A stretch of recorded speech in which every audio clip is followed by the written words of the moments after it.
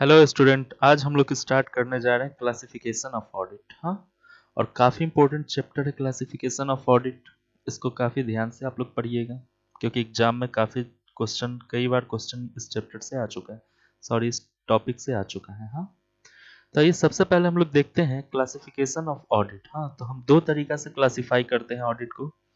एक तो हमारा पहला तरीका ऑर्गेनाइजेशनल स्ट्रक्चर के हिसाब से, और दूसरा तरीका है प्रैक्टिकल पॉइंट ऑफ व्यू के हिसाब से। हाँ, तो आज के लेक्चर में जो हम टॉपिक कवर करने वाले हैं वो ऑर्गेनाइजेशनल स्ट्रक्चर के पॉइंट ऑफ व्यू से। हाँ, तो ये सबसे पहले देखते हैं ऑर्गेनाइजेशनल स्ट्रक्चर के हिसाब से अगर चले तो चार पार्ट में बांटा गया है।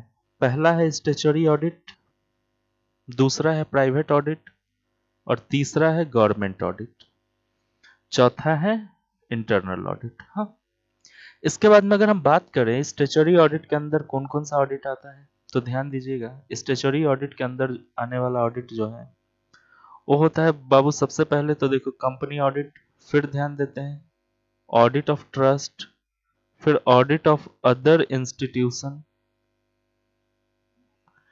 इसके बाद हम बात करते हैं प्राइवेट ऑडिट के अंदर आने वाले। तो देखिएगा प्राइवेट ऑडिट के अंदर जो होता है ये होता है, सबसे पहला देखिएगा प्राइवेट ऑडिट के अंदर हम सोल ट्रेडिंग, जो भी सोल ट्रेडिंग बिजनेस होता है उसका ऑडिट करते हैं।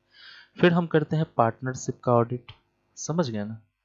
और फिर इसके अंदर करते हैं audit of accounts for the individual और इंस्टीट्यूशन, किसी व्यक्तिगत खाते को या किसी इंस्टीट्यूशन के खाते को। हाँ, तो आज हम ध्यान देंगे, आज का जो टॉपिक हमारा कवर होने वाला है वो ये पोर्शन। हाँ, ये वाला जो पोर्शन है,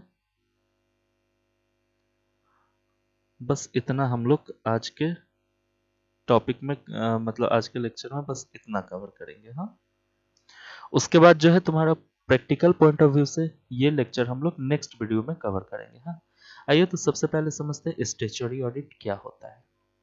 चलिए,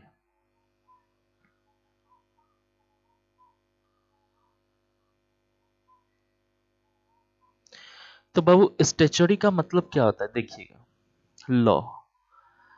स्टैट्यूटरी का मतलब होता है जो कानूनी रूप से, जो कानूनी रूप से कंपलसरी हो, उसी को हम लोग बोलते हैं स्टैट्यूटरी। स्टैट्यूटरी शब्द आया कहाँ से है, तो देखिएगा स्टैच्यू शब्द से। हाँ, अब ध्यान देंगे यहाँ पे, तो अब जो कानूनी रूप से, हाँ, जैसे कि जो ऑडिट कंपलसरी है, कानूनी रूप से करवाना ही है, उसी को हम लोग क्या बोलते हैं, स्टैट्यूटरी ऑडिट।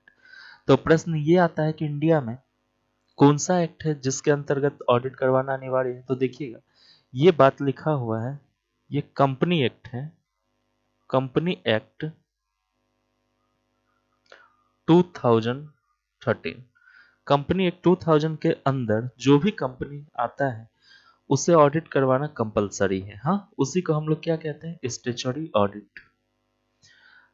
तो ध्यान देंगे बाबू, अब क्या है कि सबसे पहला पॉइंट यहाँ पे आता है कंपनी ऑडिट। देखिएगा तो क्या लिखा हुआ है, the audit of the account of joint stock company in India is compulsory, compulsory under the company act. Company act कौन सा, अंडर द कंपनी एक्ट अभी जो चल रहा है कंपनी एक्ट वो है 2013। और याद रहे आपको, और याद कीजिएगा एमसीक्यू के लिए, फर्स्ट टाइम 1913 में ये कंपलसरी किया गया था कि प्रत्येक कंपनी को भारत के अंदर जो कंपनी एक्ट के अंदर रजिस्टर्ड है उसे ऑडिट करवाना कंपलसरी है। हाँ, तो फर्स्ट 1930 में ये कंपलसरी किया गया था। और अभी जो कंपनी एक्ट चल रहा है वो कौन सा चल रहा है, कंपनी एक्ट 2013। देखते हैं, इट इज लीगली कंपलसरी एकदम, हाँ, कानून के द्वारा ही कंपलसरी कर दिया गया। Legally compulsory for joint stock company in India to get their account audited by the independent professional accountant. But now, अच्छा, तो देखो 1913 में क्या हुआ था, 1913 में बोला गया था कि जो अकाउंटेंट इंडिपेंडेंट होगा, यानी कहने का सेंस जो अकाउंट, जिसे अकाउंट का ज्ञान होगा और वो उस कंपनी का एम्प्लॉय ना हो, समझ गए, तो उसी को हम बोलते थे इंडिपेंडेंट अकाउंटेंट। हाँ, जिसे ऑडिट का काम आता होगा तो उसके द्वारा ऑडिट करवाया जाना चाहिए, समझ गया ना, ये बात 1913 में बोला गया था और उसी के द्वारा ऑडिट करवाया गया था। लेकिन धीरे धीरे बिजनेस बढ़ता गया लोगों का, समझ गए ना। उसके बाद में फिर क्या हुआ कि कंपनी एक्ट 2013 का गठन हुआ। और यहाँ पे उसके बाद देखिए, उसके बाद का बात यहाँ पे लिखा नहीं है, समझ गया ना। तो ध्यान दीजिएगा, हम बता रहे हैं।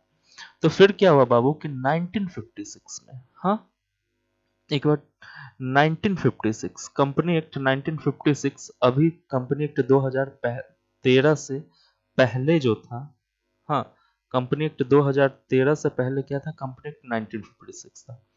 तो यहाँ पे क्या बोला गया कि एक सीए, मतलब इंडिया में अगर ऑडिट करवाना है तो कौन ऑडिट कर सकता है, चार्टर्ड अकाउंटेंट। उसके लिए एक बोर्ड का गठन किया गया आईसीएआई के नाम से, हाँ आईसीएआई के नाम से एक बोर्ड का गठन किया गया, समझे। तो अब देखिएगा, अब इंडिया में जो ऑडिट करता है कौन करता है बताइए, वो चार्टर अकाउंटेंट होता है, समझ गया ना, जिसे आईसीएआई ने ऑडिट करने का परमिशन दिया है, समझ गया ना। और वो कैसा होता है, इंडिपेंडेंट चार्टर अकाउंटेंट होता है। तो फिर लिखा हुआ है qualified auditor and laid down under the section 141 of the said act, यानी सेक्शन 141 के तहत, कंपनी एक्ट 2013 सेक्शन 141 के तहत ये कहा गया है कि अब जो ऑडिटर होगा वो क्वालिफाइड ऑडिटर होगा, यानी उसे आईसीएआई का परीक्षा पास करना होगा, यानी वो चार्टर अकाउंटेंट होगा। क्लियर है ये? चलिए फिर बढ़ते हैं आगे। सेकेंड पॉइंट हमारा है स्टेचुटरी ऑडिट के अंदर, ऑडिट ऑफ ट्रस्ट। ट्रस्ट का मतलब जानते हैं बाबू, ट्रस्ट का मतलब होता है विश्वास, समझ गए ना। तो एक ऐसा ऑर्गेनाइजेशन जिसकी नींव किस पे टिकी हो, विश्वास पे टिका हो, हाँ। अब देखना, विश्वास पे कौन सा ऑर्गेनाइजेशन होता है बाबू, जैसे कि मान लीजिए हम बात करें ओल्ड एज होम, हाँ। इसके बाद हम बात करते हैं चाइल्ड एडॉप्ट सेंटर, चाहे हम बात करते हैं अनाथालय, ऑर्फेंज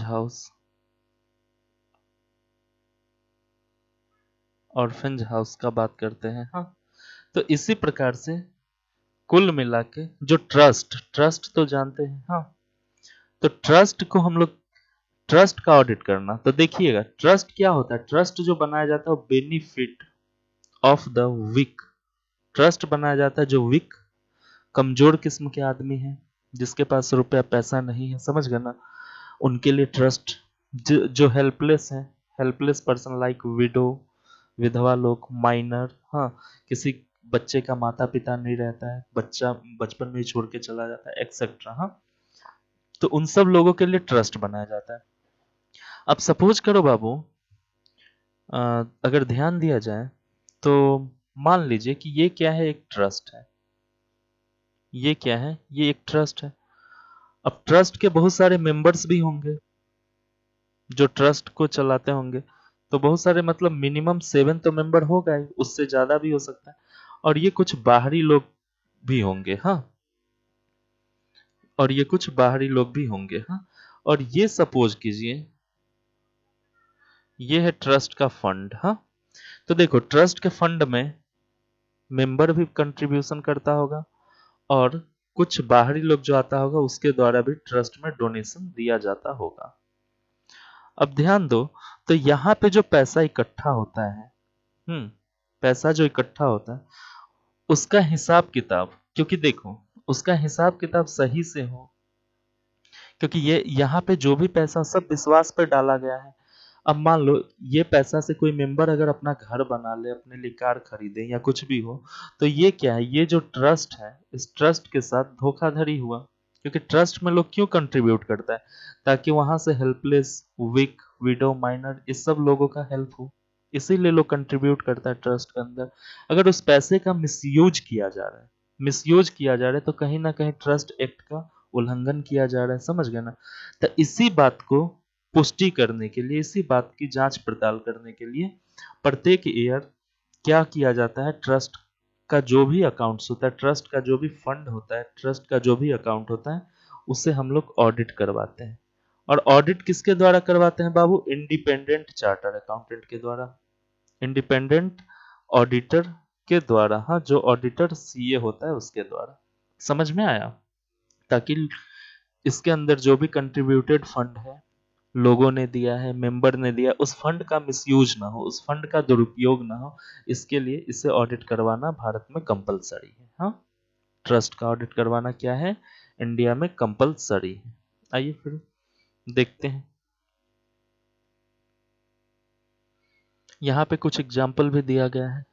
To avoid such situation, specific provision are sometimes made in the trust deed for the appointment of the auditor to check the audit of trust. In some of the state in India, Public Trust Act, जैसे कि Public Trust Act कुछ राज्य में भारत में लागू किया गया है, जैसे कि एग्जाम्पल में बॉम्बे पब्लिक ट्रस्ट एक्ट 1950। तो देखिएगा, बॉम्बे पब्लिक ट्रस्ट एक्ट 1950 बना दिया गया और इसके तहत ऑडिट करवाना कंपलसरी है, जो भी मुंबई के अंदर ट्रस्ट है उसका। हाँ, समझ गए ना? तो audit of the accounts of trust bye qualified auditor, audit in this cases has now assured to the beneficiary that will no more defrauded। जब ऑडिट रिपोर्ट आएगा और तो क्या पता चलेगा कि भैया क्या फ्रॉड किया गया या क्या फ्रॉड नहीं किया गया। और फ्रॉड को रोकने के लिए ट्रस्ट के अंदर ऑडिट करवाना अति आवश्यक है। समझ गए ना? उसके बाद अब देखते point number 3, audit of other institution. Audit of other institution, other institution का मतलब क्या होता है? तो देखिएगा, स्टेचुटरी ऑडिट के अंदर ऑडिट ऑफ अदर इंस्टीट्यूशन भी आता है। जैसे कि बाबू मान लेते कोई कॉरपोरेट बॉडी है, हाँ, इलेक्ट्रिसिटी कंपनी है, इलेक्ट्रिसिटी कंपनी का अकाउंट, गैस की कंपनी है, हाँ, लाइक बैंक है, हाँ, इंश्योरेंस कंपनी है, कॉरपोरेट पब्लिक है, हाँ।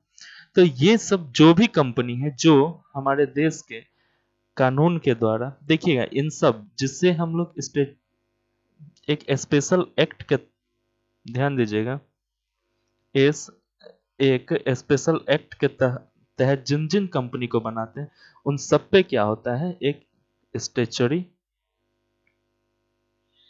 ऑडिट किया जाता है। जो भी कंपनी हमारे इंडिया में स्पेशल एक्ट के तहत बना है उन सब पे क्या होगा, स्टेचुटरी ऑडिट होगा। हाँ, और ये स्टेचुटरी ऑडिट क्या है बाबू, कंपलसरी है, ये आपको करवाना ही पड़ेगा एट एनी हाउ। हाँ, आइए अब आगे देखते हैं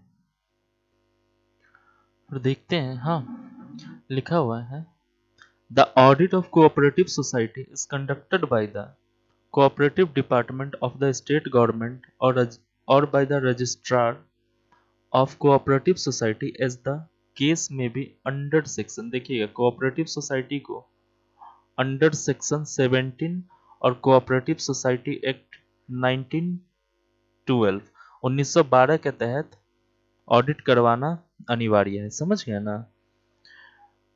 चलिए फिर आगे देखते हैं हम। अब देखते हैं बाबू प्राइवेट ऑडिट। हाँ, तो ध्यान दीजिएगा प्राइवेट ऑडिट में क्या होता है।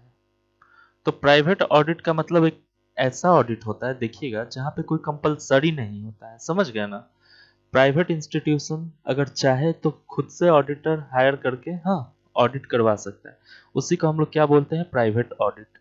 देखिएगा, the institution which are private in character, कौन करवाता है? जो प्राइवेट इंस्टीट्यूशन होता है। तो private in character also get their accounts audited by some qualified auditor. इनकी भी ऑडिट जो करेगा वो भी सीए करेगा। हाँ, वैसे समझ लो ना, इंडिया के अंदर जो भी ऑडिट करेगा वो सीए होगा। Such an audit is not required by the statue. Private company का जो ऑडिट है वो not required by the statue. हाँ, इसके लिए कोई ऐसा ठोस कानून नहीं है कि आपको ऑडिट करवाना ही है। Hence it is known as private audit. इस तरह के ऑडिट को हम लोग क्या कहते हैं बाबू, प्राइवेट ऑडिट कहते हैं। This bodies have their own arrangement of audit on arrangement of audit and run for their on interest. और ये कंपनी अपने से खुद ऑडिटर को अरेंज करके और अपना इंटरेस्ट के लिए ऑडिट करवाता है ताकि जान सके कि इस कंपनी का क्या फिनेंशियल पोजीशन है। समझ गए ना? अब देखिए प्राइवेट ऑडिट के अंतर्गत आने वाला कुछ पॉइंट्स हैं। ये देखो, ऑडिट बाय सोल ट्रेडर। अब सोल ट्रेडर क्या होता है बाबू? जिसका सिंगल ऑनर रहता है, जिसका केवल एक ही ऑनर रहता है, उसी को हम लोग क्या कहते हैं? सोल ट्रेडिंग का बिजनेस। तो देखिए सोल ट्रेडर का जो बिजनेस होता है ना, इसको ऑडिट करवाना अनिवार्य नहीं है। मन है तो करवाइए, अकाउंट को प्रॉपर वे में मेंटेन करने के लिए अगर आपको मन है तो ऑडिट करवाइए, नहीं मन है तो नहीं करवाइए। ऐसा कोई ठोस कानून नहीं है कि आपको ऑडिट करवाना ही है सोल ट्रेडिंग बिजनेस का। सोल ट्रेडिंग बिजनेस का अगर हम बात करें तो जैसे कि हम बात कर सकते हैं यहाँ पे, जैसे कोई दुकान है, कोई रेस्टोरेंट है, कोई होटल है, जिसका सिंगल ऑनर होता है, उसी को हम लोग बोलते हैं सोल ट्रेडिंग का बिजनेस है। देखेंगे लिखा हुआ, the appointment of an auditor in case of proprietary concern rest absolutely on the proprietor. He is appointed under the agreement and hence his duty, rights and nature of work will be depend upon the term given in the agreement. Such an auditor must get clear, unambiguous instructions in writing by his client as to what he has to and how he has to be proceed. अब यहाँ देखना कि जो भी कुछ agreement होगा soul trader और जो भी कुछ एग्रीमेंट होगा, जो भी कुछ ऑडिटर को राइट्स ड्यूटीज दिया जाएगा, हाँ उसी के दायरे में रह के ऑडिटिंग करना। यानी सोल ट्रेडर अगर चाहता है कि मैं इस तरह का ऑडिट करवाऊं, मेरे को ना स्टॉक का ऑडिट करवाना है, तो ऑडिटर का काम है केवल स्टॉक का ही ऑडिट करके जाएगा। सोल ट्रेडर चाहता है कि मैं अपने कंपनी में कैश का ऑडिट करवाऊं, तो ऑडिटर का काम है केवल कैश का ही ऑडिट करवा के जाएगा। हाँ, यानी जो भी इंस्ट्रक्शंस मिला है ना राइटिंग में क्लाइंट के द्वारा, वही ऑडिट किया जाएगा, उसके अलावा और कुछ ऑडिट नहीं कर सकता है यहाँ पे कौन? ऑडिटर। चलिए अब अगला पॉइंट देखते हैं बाबू, audit of the accounts of the partnership. अब देखिए पार्टनरशिप फर्म का भी जो ऑडिट करवाना अनिवार्य नहीं है। हाँ, अगर मन है तो करवाइए, नहीं मन है तो नहीं करवाइए। समझ गए ना? लेकिन ऑडिट करवाइएगा तो ज्यादा अच्छा रहेगा, क्योंकि सारा कुछ वहाँ पे क्लियर रहेगा। सपोज करो ये पार्टनरशिप फॉर्म है, हाँ, और इसका जो पार्टनर है एक्स है, वाई है, हाँ, और जेड है। कौन कौन पार्टनर है? देखो एक्स है, वाई है और जेड है। अब तीनों ने क्या किया? इस फर्म को खोला, तीनों ने मिलकर इस फर्म को खोला।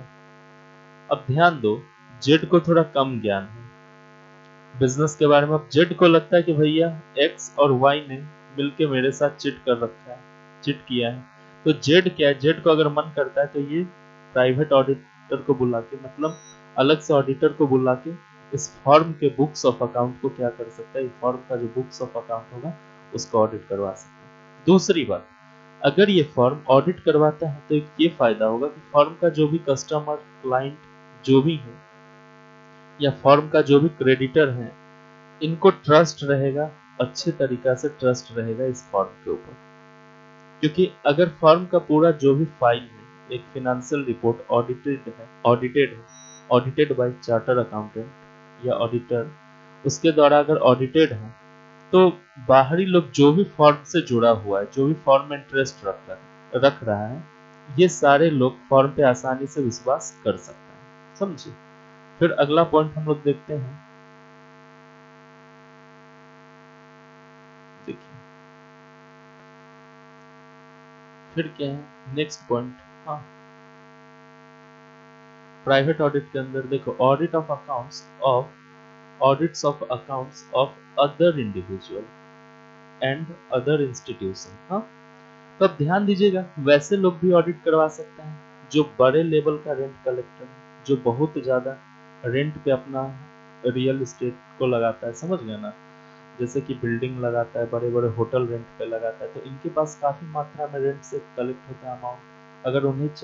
अगर वो चाहे कि मुझे ऑडिट करवाना है, समझ गए ना, तो वो भी ऑडिट करवा सकते हैं ऑडिटर को हायर करके। स्टेट मैनेजर, जैसे कि मान लीजिए किसी किसी के पास बहुत ज़्यादा संपत्ति होता है और उस संपत्ति को मैनेज करने के लिए मैनेजर होता है। अगर उन मैनेजर को लगता है कि संपत्ति में बहुत कुछ हो रहा है, कुछ मतलब मान लीजिए कि इस संपत्ति में कुछ फ्लक्चुएशन आई है, तो वो भी ऑडिट करवा सकता है। समझिए, उसके लिए भी कोई दिक्कत नहीं। देखिए, ऑडिट करवाना अच्छी बात है। हाँ, ऑडिट करवाने के बाद क्या होता है कि आपके पास जो भी रहता है ना, बिजनेस रिलेटेड जो भी फाइनेंशियल स्टेटमेंट रहता है, वो आपका एक मान्य हो जाता है, एक वैल्यूएबल हो जाता है, उस पर लोग आसानी से ट्रस्ट कर लेता है ऑडिट रिपोर्ट पे। हाँ, उसके बाद में देखते हैं बाबू, who have large income and huge expenditure, जिसके पास लार्ज लेवल इनकम है, बहुत मतलब समझिए ना, बहुत ज्यादा मात्रा में कैश आता है और बहुत ज्यादा एक्सपेंडिचर भी करता है, वो भी ऑडिट करवा सकता है। इन लोगों के लिए कंपलसरी नहीं है, मैं बता दूं, इन लोगों के लिए कंपलसरी नहीं। अगर ये चाहे अपने अकाउंट को मतलब अपने अकाउंट को विश्वसनीयता बनाना चाहे, अपने फाइनेंशियल रिपोर्ट को विश्वसनीयता बनाना चाहे, तो ये सब करवा सकता है। हाँ, और किसके द्वारा? तो सब जो भी ऑडिट करवाएगा वो किसके द्वारा करवाएगा? क्वालिफाइड ऑडिटर के द्वारा। हाँ, they are not liable to harass by the taxation authority. इसका मतलब हुआ कि देखिए, अब टैक्सेशन अथॉरिटी है या कोई भी है, वो इनके ऊपर कोई बर्डन या कोई प्रेशर नहीं बना सकता कि तुम ऑडिट करवाओ ही। हाँ, समझ गए ना? इन लोगों को मन करेगा तो करवाएगा, नहीं मन करेगा तो नहीं करवाएगा। हाँ, उसके बाद देखिए, इन लोगों के अलावा जैसे कि बात करें हम, कोई क्लब है, कोई हॉस्पिटल है, लाइब्रेरी है, कॉलेज है, स्कूल है, एक्सेट्रा, ये सब भी ऑडिट करवा सकता है। हाँ, ये सब भी ऑडिट करवा सकता है अगर मन चाहे तो। इन लोगों के लिए भी कंपलसरी नहीं है ऑडिट करवाना। हाँ, समझे? अब बात करते हैं गवर्नमेंट ऑडिट। गवर्नमेंट ऑडिट समझने से पहले देखिए, हम बात करते हैं गवर्नमेंट कंपनी क्या होता है। देखो, गवर्नमेंट कंपनी, हम उस कंपनी को कहते हैं, हाँ, सपोज करो ये एक कंपनी है और इसका 51% और more than more than 51% share are share are taken by government. अब ध्यान दीजिएगा, एक ऐसी कंपनी जिसका 51 या 51% से ज्यादा, 51% या more than 51% share are taken by government, सरकार ने ले रखा है, उसे हम लोग कहते हैं गवर्नमेंट कंपनी। अब गवर्नमेंट कंपनी का जो ऑडिट होता है ना, उसके लिए ध्यान दीजिएगा, गवर्नमेंट कंपनी का जो ऑडिट होता है उसके लिए एक डिपार्टमेंट है। गवर्नमेंट ने एक डिपार्टमेंट बना रखा है। क्या डिपार्टमेंट है? देखिएगा, उसका नाम है CAG। क्या नाम है? CAG। देखिए, क्या नाम है बाबू उसका? CAG। CAG, इसका फुल फॉर्म होता है कंप्ट्रोलर ऑडिटर जनरल। हाँ, तो देखिएगा, पढ़ते हैं हम, the government maintain A separate department in the name of accounts and audit department which performs. Accounts and audit department के नाम से गवर्नमेंट एक सेपरेट डिपार्टमेंट ही बना दिया है कि जो भी गवर्नमेंट कंपनी होगा उसकी ऑडिट कराई जाएगी अकाउंट्स एंड ऑडिट डिपार्टमेंट के द्वारा, which performed by the audit of its different department and office. This department is headed by the comptroller, हाँ, comptroller and auditor general। comptroller and auditor, controller नहीं, ये comptroller है। हाँ, and auditor general of India, who is assisted by the different official at various level। तो देखिए, जो भी government audit होता है ना, वो CAG के तहत किया जाता है, CAG के द्वारा किया जाता है, यानी कंप्ट्रोलर ऑडिटर जनरल के द्वारा किया जाता है, और ये केवल और केवल गवर्नमेंट कंपनी में ही किया जाता है। समझ गए? अब सरकार के पास भी बहुत सारे खर्चा होते हैं, तो देखिएगा, बहुत सारे फंड होते हैं, बहुत सारा खर्चा होता है, तो देखिए गवर्नमेंट ने भी जो अपना बजट बनाया होता है, देखो गवर्नमेंट क्या किया रहता है बाबू, देखते होंगे आप लोग, सुनते भी होंगे कि बजट पेश हुआ है। क्या हुआ है? बजट पेश हुआ है। अब मान लो बजट पेश हुआ है तो हेल्थ पे कितना इस साल खर्चा करना है। हाँ, डिफेंस में इस साल कितना खर्चा करना है, फिर मान लीजिए एजुकेशन पे इस साल कितना खर्चा करना है। जैसे आपका घर होता है ना, घर में भी ये सारे काम होते हैं। हाँ, तो घर में कितना राशन में खर्चा करना है, कितना पढ़ाई पे करना है, इस तरह का बनाते हो ना, डिफेंस हो गया। उसके बाद में मान लीजिए इंफ्रास्ट्रक्चर पे इस बार कितना खर्चा करना है। तो इस तरीका से सब अलग अलग डिपार्टमेंट बना होता है। अब सीएजी का काम क्या है, गवर्नमेंट ऑडिटर क्या करता है कि देखो हेल्थ के लिए जो फंड रखा गया है, सबके लिए क्या होगा, फंड है, सबका अपना अपना फंड है। बजट में क्या होता है, सबके लिए फंड बनाया जाता है कि इस डिपार्टमेंट में इस साल इतना फंड खर्च करना है, इस डिपार्टमेंट। अब ये जो फंड है, हाँ, सब डिपार्टमेंट का जो फंड है, मान लो ये जो भी डिपार्टमेंट है, सब डिपार्टमेंट का जो फंड है बाबू, हाँ, तो ये फंड में पैसा जो आया है, फंड के अंदर जो भी अमाउंट है, हाँ, फंड के अंदर जो भी अमाउंट है, ये कहाँ कहाँ खर्चा किया गया है, इन पैसे से क्या किया गया है, इन सभी का हिसाब रखने के लिए एक मतलब अकाउंटेंट को बहाल किया जाता है। और जब अकाउंटेंट को बहाल किया जाता है, तो हो सकता है कि अकाउंटेंट कुछ गड़बड़ कर दे, या हो सकता है सरकारी विभाग में कुछ गड़बड़, क्योंकि सबसे ज्यादा गड़बड़ी सरकारी विभाग में ही होता है।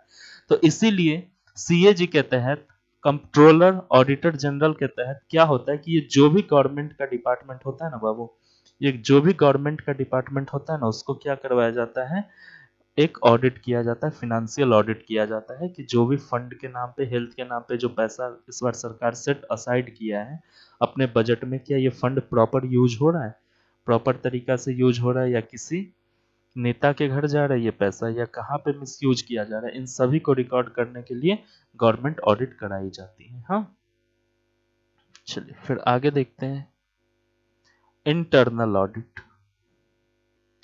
देखो तो इंटरनल ऑडिट में क्या होता है, the institute of internal auditor has defined internal audit is given below. Internal auditing is the independent appraisal